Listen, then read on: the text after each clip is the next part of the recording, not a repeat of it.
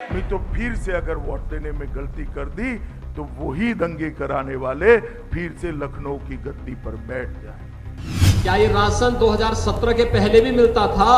क्योंकि तब तो अब्बा जान कहने वाले राशन हजम कर जाते थे। हमारे मुद्दे वही रहेंगे जो आज किसान और युवा हमसे उम्मीद कर रहा है। गाजीपुर के बॉर्डर से लेकर के गाजीपुर तक भारतीय जनता पार्टी का इस बार सफाया होगा। पश्चिमी उत्तर प्रदेश में जीत के लिए भारतीय जनता पार्टी ने ध्रुवीकरण का ब्रह्मास्त्र निकाल लिया है। यहाँ स्थानीय मुद्दे गौड़ हैं। चर्चा जिन्ना, पाकिस्तान, अब्बाजान और मंदिर मस्जिद की हो रही है। केंद्रीय मंत्री अमित शाह व मुख्यमंत्री योगी आदित्यनाथ सहित बीजेपी के दिग्गज नेता लोगों को मुजफ्फरनगर दंगे की याद दिलाकर पुराने घावों को हरा कर रहे हैं। अमित शाह कह रहे हैं कि इस बार वोट देने में गलती की तो दंगा कराने वाले फिर से सत्ता में आ जाएंगे। योगी कहते हैं कि सपा के लोगों की टोपियां राम भक्तों के खून से रंगी हुई हैं। बीजेपी के ध्रुवीकरण दांव से अखिलेश जयंत की जोड़ी सजग है।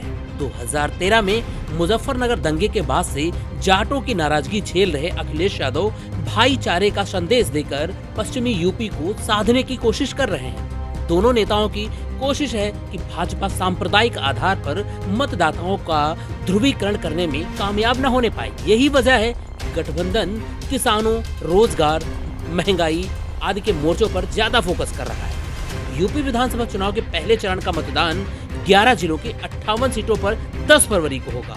अब सिर्फ उंगलियों पर गिनने को दिन बचे हैं। नतीजन पश्चिमी यूपी सियासी अखाड़ा बन चुका है।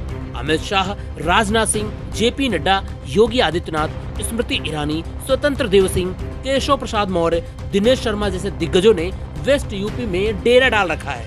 31 जनवरी को प्रधानमंत्री नरेंद्र मोदी भी पश्चिमी यूपी में वर्चुअली चुनावी बिगुल फूकेंगे। वहीं भाजपा से मुकाबले के लिए समाजवादी पार्टी के राष्ट्रीय अध्यक्ष और राष्ट्रीय लोक दल के जयंत चौधरी भी चुनाव मैदान में डटे हैं। लेकिन पहले चरण के चुनाव प्रचार में अभी तक बसपा और कांग्रेस पीछे दिखाई पड़ रही है। बसपा का कोई बड़ा नेता चुनाव प्रचार में नहीं दिख रहा है।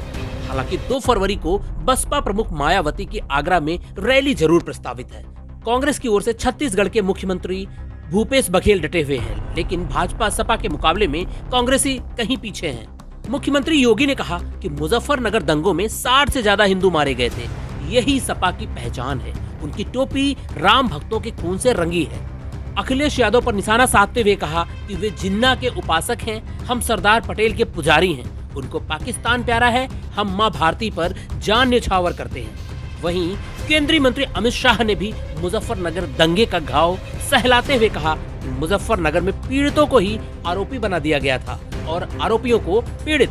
वोट देने में गलती की तो दंगा कराने वाले फिर से सत्ता में आ जाएंगे। नहीं तो फिर से अगर वोट देने में गलती कर दी तो वही दंगे कराने वाले फिर से लखनऊ की गद्दी पर बैठ जाए। भाजपा के दांव से सतर्क गठबंधन के सहयोगी व राष्ट्रीय दल के अध्यक्ष जयंत चौधरी ने कहा कि हमें नफरत व झूठ फैलाने वालों से मुकाबला करना है। जिन्ना व औरंगजेब की बातों में जनता को कुछ नहीं लेना देना।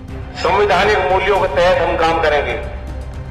जो वंचित समाज है, जो गरीब वर्ग तबका है, जिसके लिए सरकार जिम्मेदार है, उस पर हमारी नजर रहेगी। अखिलेश यादव ने कहा कि उत्तर प्रदेश के नतीजे तय हैं। घबराहट में बीजेपी वालों को अब्बा जान याद आ रहे हैं। महात्मा गांधी के हत्यारों को सम्मानित करने वालों को जनता सबक सिखाएगी। गाजीपुर के बॉर्डर से लेकर के गाजीपुर तक भारतीय जनता पार्टी का इस बार सफाया होगा।